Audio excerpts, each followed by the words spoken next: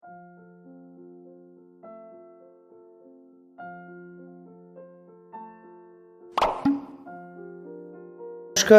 ভবঘুরে চ্যানেলে সকলকে স্বাগত।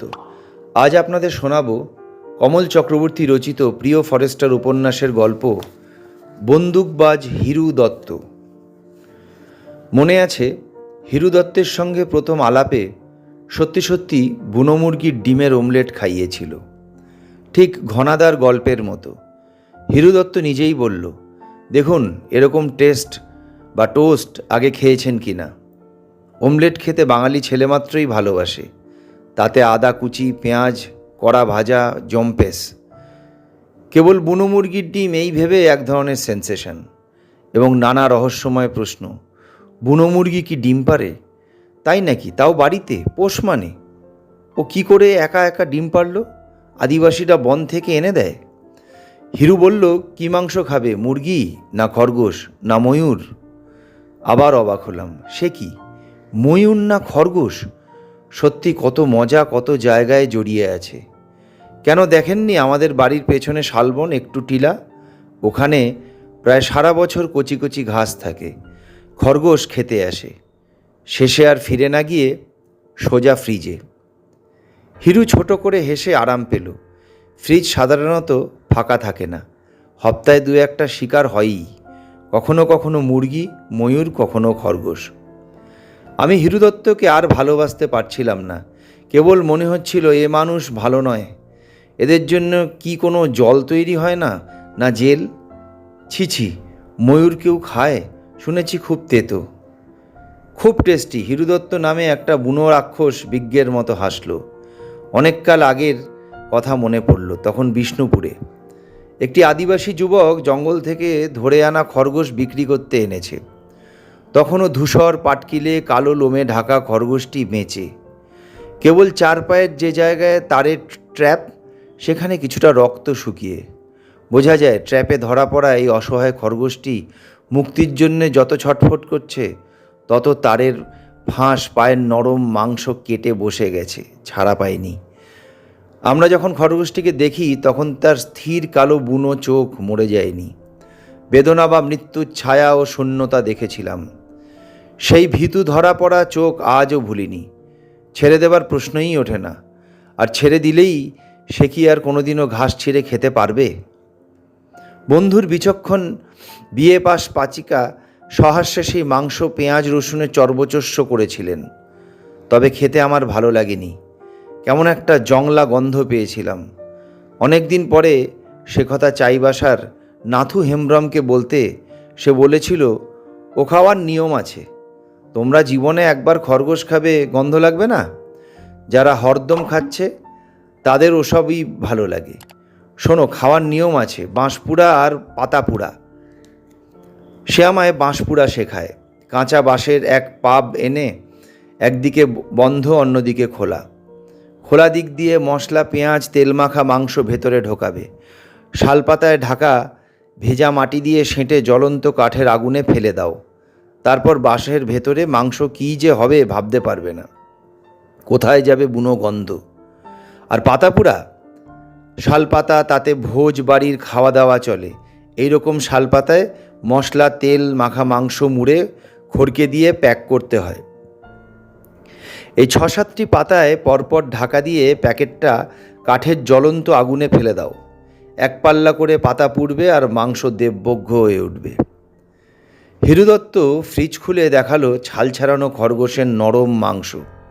বাড়ির পেছনে শালবনের কচি ঘাস খেতে এসে সে আর ফিরে যায়নি। হিরু দত্তের কাকা ননী দত্ত প্রায় ৬০টি বাঘ মেরেছিলেন। শেষে সরকার থেকে জঙ্গলে ঢোকা নিষেধ হয়ে যায়। তাই বলে কি সমস্ত জঙ্গলে সরকারি গার্ড থাকে না? না, গার্ডরা সব একজন এক করে সিংবোঙা। সব তো মানুষ, টাকার দরকার থাকে, কার জঙ্গল কে দেখে। হিরু বলছিল, বুনো মোরগ ধরা দিক আছে, মানে পোষার জন্যে। জঙ্গলে যেমন ময়ূরের ডিম পাওয়া যায়, তেমনি বুনো মুরগির ডিম কত সময় আমরাও পেয়েছি। আর আদিবাসীদের বলে রাখলে তো কথাই নেই, ডিম দিয়ে যাবে। সেই ডিম গৃহপালিত মুরগি দিয়ে ফুটিয়ে পোষা আরম্ভ। বনমোরগ শিকারের জন্যে বনমোরগ দরকার। কোলহান, সারান্ডা, ঠাকুরানী বেল্ট, ঘন জঙ্গল, ভেতরে রিলিফ রোড, সূর্যের লাল লেগে গাছপালা বনহিরূপ, এপ্রিল, মে, জুন বসন্তের ছোঁয়া লেগে সারা বন, বন্যপ্রাণী বিহ্বল। গাছের মাথায় বসে মোরগ ডাকতে ভালোবাসে। আলোর দিকে মুখ করে বিউগল, তৃপ্তি ঘোষণা। তখন পোষা মুরগিটি নিচে বেঁধে দিতে হয়। পোষাটি সেই ডাকবে, তখন বুনো মোরগ ভাববে আমাদের এরিয়ায় এ কোন অচেনা মস্তান। অমনি তড়াক করে নেমে এসে ক্রমে ক্রমে গলা গলা ফুলিয়ে মাটি আঁচড়ে যুদ্ধং দেহি মুদ্রা। ঠিক তখন গুলি খতম। কত সহজে মুরগির মাংস ফ্রিজের মধ্যে ঢুকে যায়। রাগ হলো, এসব কি ঠিক হিরোবাবু? হিরুদত্ত বলল, এ তো গেম, এ তো অপরাধ কোথায়? আপনি এই লাইনে থাকলে বুঝতে পারবেন না কত মজা। কোটরা সম্বর মেরে বনেটের মধ্যে সিটের নিচে বোড়া চাপা দিয়ে আনতে হয়। তবে সঙ্গে মহিলা থাকলে খুব একটা চেক হয় না। শিকার এখানে বেশ ঝামেলার। দুঃখিত হিরুদত্তের চোখ মুখ। হরিণ তো জঙ্গলে ঢুকলেই পাওয়া যায়। একটা ব্যাপার কি জানেন, হরিণ গভীর বনে থাকতে চায় না। ওদের নিরাপত্তা কম মনে হয়। সাধারণত জঙ্গলের ধারে বা গ্রামের আশেপাশে ঘুরে বেড়ায়। হিরুদত্ত 220 বোর রাইফেলটি ভেতরের ঘর থেকে নিয়ে এলো। অনেক শিকার কাহিনীর সঙ্গী। বড় জামদা স্টেশনের ফলকে লেখা। স্থানীয় লোকেরা বলে জামদা। এখান থেকে গভীর বন মাত্র 40 কিলোমিটার। দূরে থলকোবাদ, কদলীবাদ, লিগিরদা, হেলবে, কুলহি, টয়বু ঝর্ণা।